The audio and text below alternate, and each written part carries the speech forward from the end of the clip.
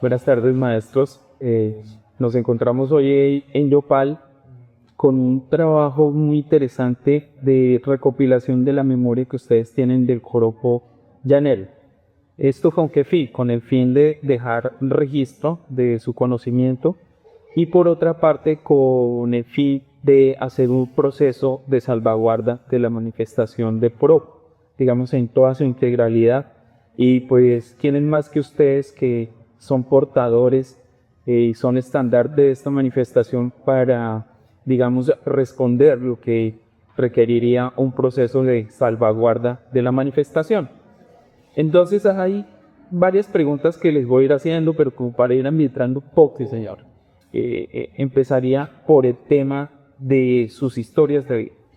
Maestro Libardo, cuénteme usted dónde nace, cuándo nace, cómo ha sido, digamos, su trayectoria en su infancia. Bueno, muy buenas tardes.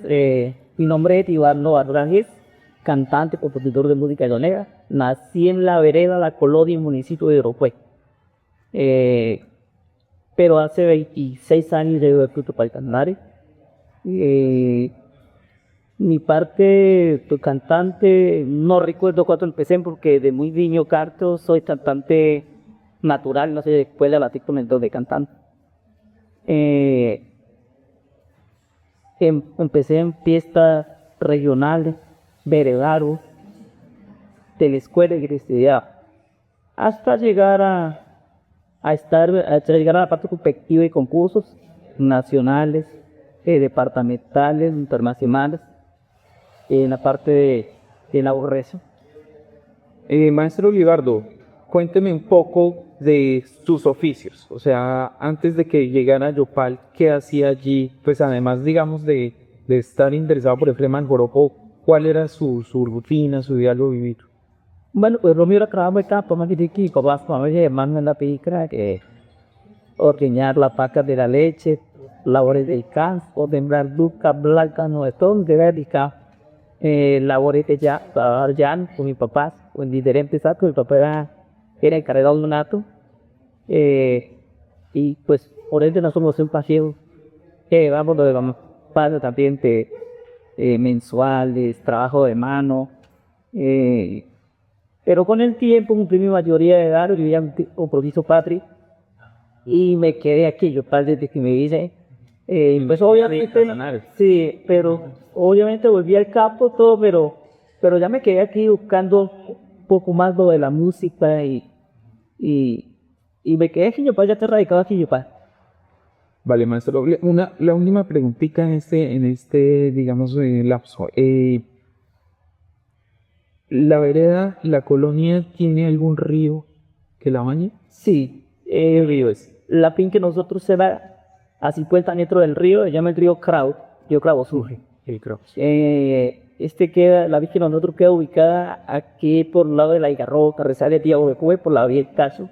Antes de llegar al Cacho, queda más de Ciudad Barranco, en la vereda de la colonia, pero en la vereda de la colonia queda con una parte boscosa y nosotros íbamos a la cuera hacia la sabana, de nosotros teníamos la vica, pero se quita el río Cravo Surge. Vale, tenían también actividades de río. Sí, bien. Listo, maestro Catire. Básicamente, le repito las preguntas que le hice al maestro Olivar. ¿Dónde nace? ¿Cuándo nace? ¿Cómo fue su infancia? Perfecto. Primero un saludo para usted, mi doctor antropólogo Nelson, bienvenido por acá a estas tierras de Casanare, para el maestro Libardo también, amigo nuestro, compañero de lucha, relacionado con nuestro folclore y nuestra cultura llanera. Pues yo soy nacido en una gran finca, en una hacienda a orillas del río Chitamera que se llamaba San Jorge, una fundación de mis padres y abuelos. Y luego pues me llevan al municipio de Tauramena, donde pues sigo creciendo y por allí pues me comienzo a formar como niño, bueno, mejor. Y en un tiempo me traen para Yopal y luego me llevan al municipio de Cumaralmeta. Pero el tiempo que viví aquí siempre pues fui rodeado, como dice aquí Maestro Olivardo, por grandes ganaderías, ríos, esteros, lagunas. Por otro lado, pues aprendí a hacer jinete, hombre llanero, de a caballo, en mi época de juventud. Y entonces ya cuando nos llevan al departamento del Meta, pues ya tenía yo aproximadamente unos 12, 13 años, más puntualmente el municipio de Cumaral. Entonces allí pues yo comienzo mi vida un cambio total, no me quedo en el campo, ya me quedo en un municipio como es Cumaral Meta. Mis padres me ponen a estudiar en una escuela para terminar la primaria y ahí pues comienzo dedicarme algo a la parte académica y pues termino como bachiller el sector agropecuario en Guacavía, Cumaral Venda se llama eso. Entonces pues ahí en Guacavía es que comienzo yo pues a desarrollar la génesis como de la música llanera. Allí apareció un gran maestro como lo es Darío Roballo, que pues en esa época nadie nos conocíamos ni éramos reconocidos en ningún lugar. Allí él era maestro no maestro, era un querendón del joropo y empezó a aprender a tocar arpa y todo ello. Y pues a mí me llamaba la atención, pero yo lo único que miraba en las fiestas llaneras acá era con bandola, con guitarrón, con tiple, con guitarra y todo ello, pero yo no conocía un arpa, ¿sí? Entonces allí pues traer a colación de ello es muy importante porque eso da a entender que nosotros aquí en el llano en esas épocas no conocíamos el arpa ni nada de estos asuntos, sino nuestras grandes fiestas, supongo que las de los padres de Libardo también, las fiestas se hacían era con bandola, cuatro, inclusive en el mismo cuatro. Era guitarra puntera, otra guitarra que acompañaba, marcante, sí. Y a capela sin sonido. Yo sé que algo como bueno pulmón para cantar porque no había sonido, a capela. Y maestro Libardo, ¿usted interpretaba algún instrumento? Yo toco cuatro, pero pues no principalmente lo hago para ensayar mis canciones, pero sí toco bien el cuadro. Pero lo mío es el canto como acá. Maestro, ¿qué tire? Pues bueno, a partir de lo que me comenta, pues yo le puse mucha atención a Darío, pero él a veces no permitía que nadie le acercara, nada de esto, pues entonces ahí no hay mucho acercamiento con él y ahí salgo pues hacia Villavicencio, ¿sí? Pues ya salimos hacia Villavicencio y yo comienzo mi vida, ingreso a la Universidad de Los Llanos a estudiar. Me dediqué también a aprender a cantar porque yo no sabía cantar bien, pero sí tenía algo como de voz. Solamente lo que yo hacía cantar era salir a los culturales, ¿cómo era que llamaba eso? El día cultural. Sí. En esos culturales que se hacían entre bachilleres y todo esto, yo participaba, cantaba, que era a capela, como dice aquí de los maestros, pero yo todavía no tenía oídos, pero sí ingresé a una academia departamental del Meta. Empecé a aprender a tocar cuatro, maracas y algo de arpa, pero no fue más. Y a cantar también. Y maestro Libardo, ¿habían espacios en la familia, en la vereda, digamos, alrededor de la parroquia donde se moviera la música? ¿Habían espacios comunitarios donde digamos, se les indujera un poco al tema del borde? No. En esa época, yo estudié en una escuela, una hora a pie por un monte, con el agua en la orilla, pero los viernes eran bien culturales y era una obligación prácticamente cantar. Daban una nota por eso, por la parte cultural. Y yo solo no canto, estoy gemelo con mi hermano Fernando, ambos somos cantantes hoy en día profesionales. Y hay días, a mí me gustaba ya cantar. Mi papá un día por ahí en una parranda, compró 4 pianos en 5.000 pesos, no lo yo creo que nosotros. ¿Y esto dónde lo compró? Una cantina, estaba tomando con los amigos, estaba con una parranda. Y otro borrachito le vendió 4 a mi papá. Porque nosotros armamos, había una seca que se llamaba Liusoya de la Palco y la escalona así, grande, y nosotros cada uno teníamos un galón. Y me dañó el lío, me da el pecho y me pelaba el quecho, simulando tocar 4 y salía como 5 o 6 años. Y entonces mi papá ya llegó tomado con esos 4 a la casa en 5.000 pesos lo había comprado, piado. Y otro muchacho sabía medio tocar en la vereda y él me enseñó lo básico del 4. Y desde ahí nosotros vamos a parrandas, no eran bañeros, pero tenía compañeros porque en Gatar y contrapunteaba. Por eso no tengo exactamente la fecha, pero yo en tal de época yo podía cantar porque no recuerdo. Mi mamá dice que nosotros desde pequeñitos cantábamos y mi abuela era una grabadora de pilas en esa época. Nos colocaba música, yo escuché mucha música del hombre. La cachicama, no lo estoy diciendo bien. Hoy puede decirlo. La cachicama, la cachicama, Ladrones de More. La perica. Corazón, cuando la perica quiere que Perico vaya a misa, La perica. tumba le va a estar y le plancha la misa. Todo eso, entonces nosotros cantamos todas esas canciones, escuchando la grabadora y ahí de noche, por ahí de las 6 a las 7 con la música, ya era a la casa. Y ya vienen mis horas, que a veces era como la voz de ya. Sí, la voz de Jan. Y pues vino mis horas de Venezuela, tiro la voz de Tachi, ya creo que era de Prado. Y Radio Tachito. Radio en Tachi. Había una que llamaba Garita Estéreo. No, por ahí no llega, por ahí no, Bueno. casi no llega. En mi chat yo escuché eso. Y yo nunca supe de dónde transmitía. Y entonces, desde las 4 de la mañana, cuando levantábamos a arrullar las vacas, mi papá sintonizaba en Radio Tachito. Radio Tachi, era la voz del llano.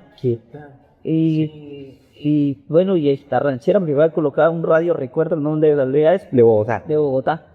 Y entonces era hasta las 6 de la mañana, que estábamos con la paca y nos bañamos para ir para el colegio, y llegamos a las 8 del colegio, ya salíamos a la 1 y estábamos llegando a las 2:30 por ahí a la plaza Mete a apartar un becerro de la leche, la máquina de la leche. Y entonces nosotros con mi hermano nos trapunteamos.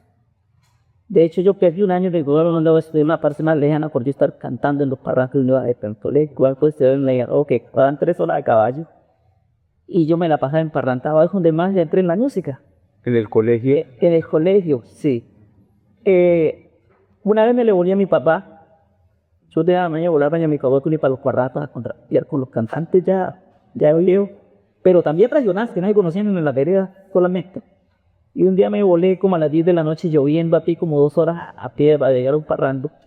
Pero me cogí el sueño cuando me preparan las 5 y llegué como a las 7 a la casa. Y me tenía que comprar una pedilla molada, se transformó por mi hombre a trabajo de Bueno, menos mal que no pasó por el río porque no hubiera dormido en la boca con caimán. Sí. Maestro Gatire, y ahora ya en su casa, ¿alguien de su familia le daba al tema del coroje? No, ¿No? no. La situación, como él comenta también, pues yo de jovencito miraba cómo se hacían las fiestas por la región del Huila, de Tauramena para abajo, contra las costas de Buciana también. Ya se hacían, nosotros no llamábamos parrando, eso se llamaban fiestones, o vamos a parar un baile.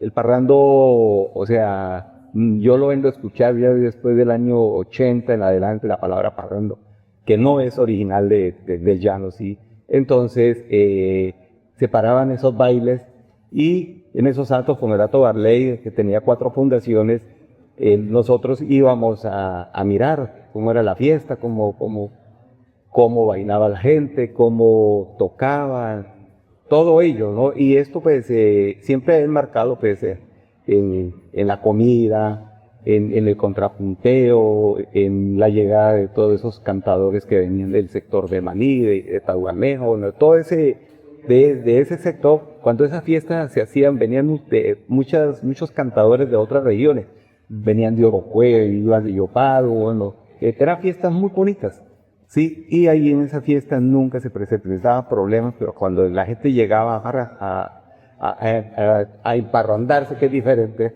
sí, a tomar trago y todo esto y a bailar. Entonces ellos dejaban sus armas, sus cuchillos y todo, y si tenían algún problema se ponían por allá a los paraderos echaban coñazos, como dicen los llaneros. Entonces, yo viví esa época de ese tipo de fiestas, pero como le digo, se tocaba era la bandola, una bandola que se llama bandola casanareña, pero hecha en el Rato Barley. No es la bandola como ping-pong que ahora existe. Nosotros le llamamos la bandola la barrigona, que eso no es más traída de Venezuela que de Colombia.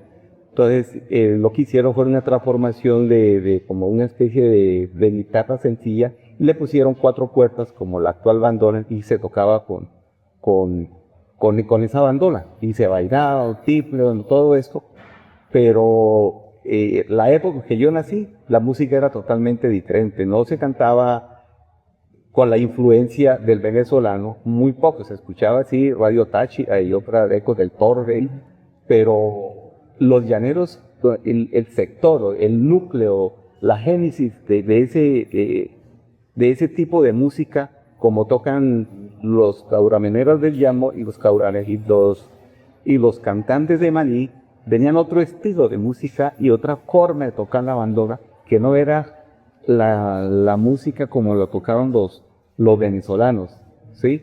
Entonces, ese estilo lo llamaron el estilo criollo y pues por eso Maní dice que ellos son el pueblo de la bandora, porque la bandera tampoco nace ahí, nace en Barinas, Venezuela, en un sitio, en un pueblo que se llama Las Mercedes de Barinas, es donde más toca bandera.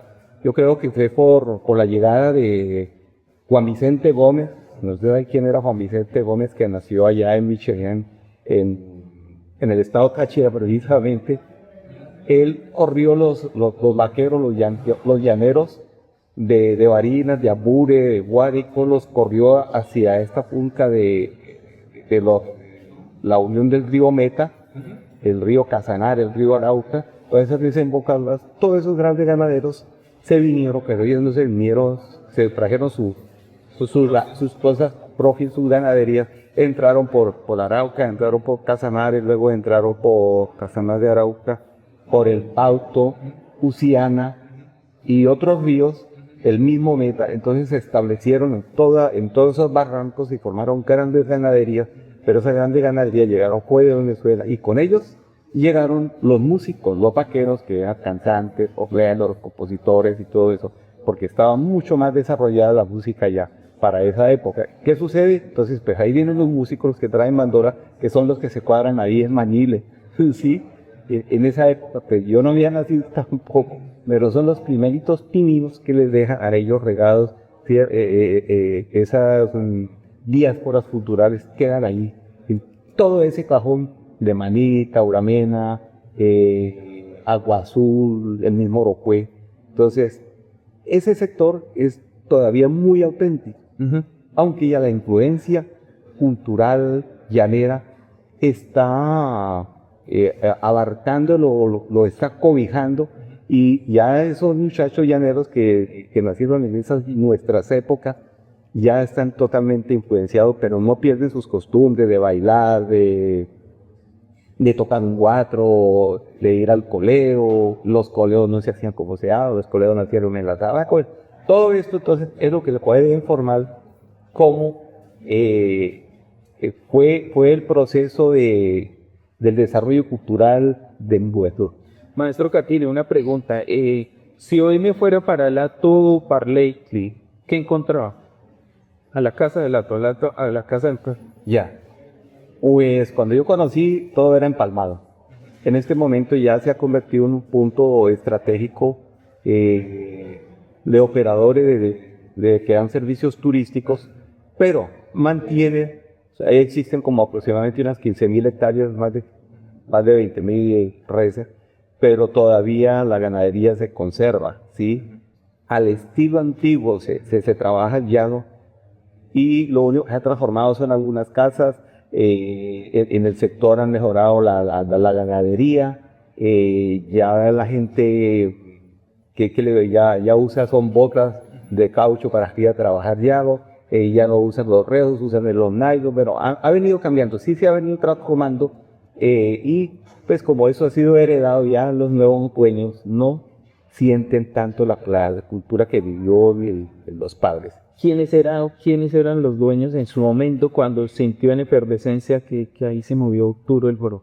El dueño se llamaba José Carreño.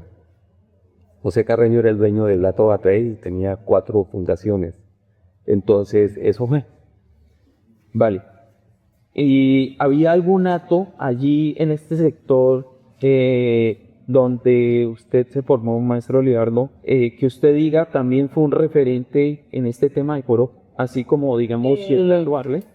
No, atos sí habían, pero exactamente ya no hacían los parrantes en los atos. Pues en las veredas, no eran parrandas, llamaban pasajes, era resolver por los lados, acción comunal como tal. Se hacían fiestas, se hacían juegos, entonces se reunían de otras veredas a competir en microfútbol, en lo que fuera, pero ahí llegaban los cantantes de música verdadera, con bandona, arpa nueve, como dice el maestro David Morales, sin sonido a papel, ahí todo el mundo cantaba, llegaba cantantes pues reconocidos regionales que contaba, y a veces claro, a uno cantar ahí, uno metía o lo conocían, a nosotros no tratando de cantar y canta bien, pero entonces creo que sí hubo más oportunidad para nosotros, ya había más parrandos en diferentes veredas, donde uno iba a parrandear, a cantar y eso. Sí, digamos, esos fueron espacios como diferentes de aprendizaje, pero en últimas la misma manifestación, ¿cierto?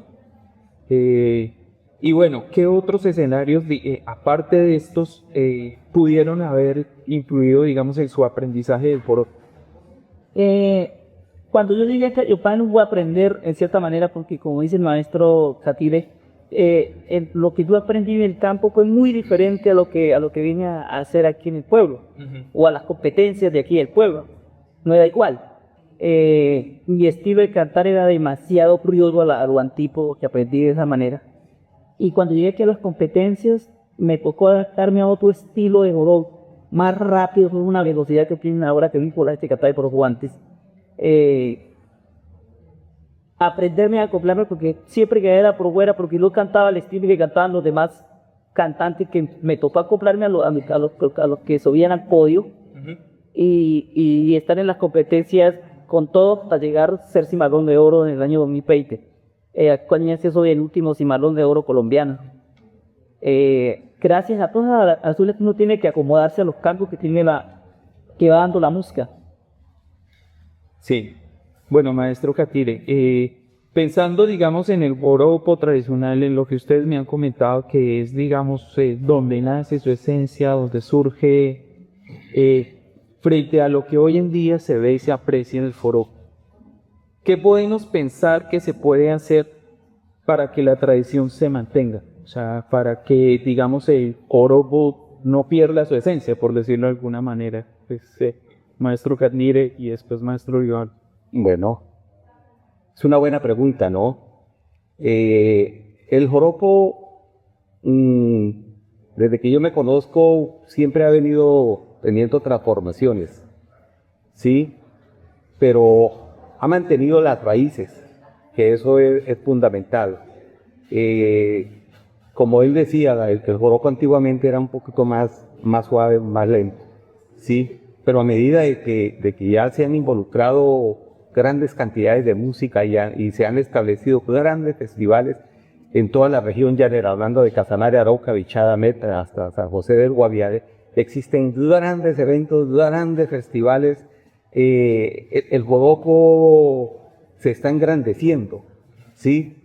Pero lo bonito de todo ello es que se conservan todavía los instrumentos como doble arpa, el cuatro, la maraca, la bandola, la mandolina, el guitarrón, ¿sí? Se mantiene. La forma de cantar los cantantes se ha transformado, porque ya se ha transformado mucho. El estilo sabanero que nosotros de pronto tuvimos cuando jóvenes era diferente.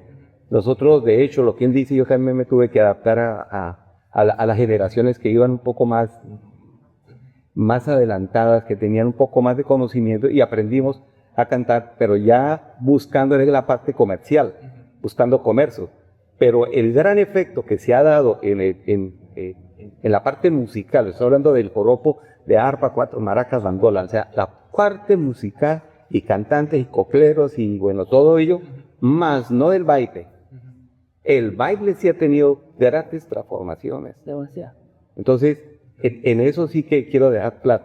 Entonces, ¿qué se está manteniendo? Las raíces, el 6, o sea, los golpes llaneros, la quirpe, el gabán, el 6, el pajarillo, el nuevo callado, la periquera, la guajada, todos estos golpes se siguen conservando, ¿sí? De hecho, nosotros, pues, ahondamos nuestros conocimientos con los venezolanos, ellos aprenden de nosotros y nosotros aprendemos de ellos.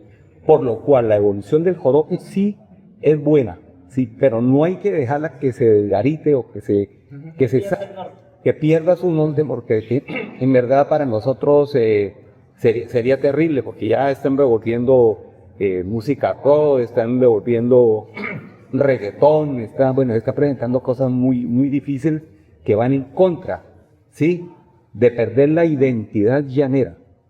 Entonces, hasta ahí puedo comentarle también. Listo, maestro. Eso lo tengo ahí todo, ¿no? Hasta ahí, bueno. Y la esto va a explicar también. Sí, listo. Y yo creo que, bueno, ya su merced cierre la entrevista con lo que me iba a decir. Actualmente yo soy instructor de música en los colegios, llevo 19 años Sí. trabajando como profesor de música. Como dice el maestro Catire, siempre inculcando nuestras raíces, formando niños, puliéndolos, llevándolo aquí a un festival que su estudiante que llama el tercero de Jan, y pues sí, pues llevo niños por aquí de mejor, en lo que es pasaje, contrapunteo, golpes, ya.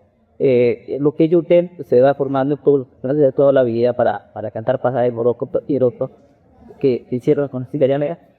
Y siempre sin dejar a un lado nuestras raíces, siempre inculcando nuestra llanera como es todo lo que tiene que ver en la parte de jazz. Sí, bueno, maestros, gracias. Y pues con ustedes yo sé que podríamos escribir 100 libros, en serio, con todas sus vivencias. Afortunadamente los vuelven canciones. Y pues les agradezco muchísimo por este tiempo. Gracias, Nelson. Lo más importante es que se están realizando en todos los departamentos llaneros.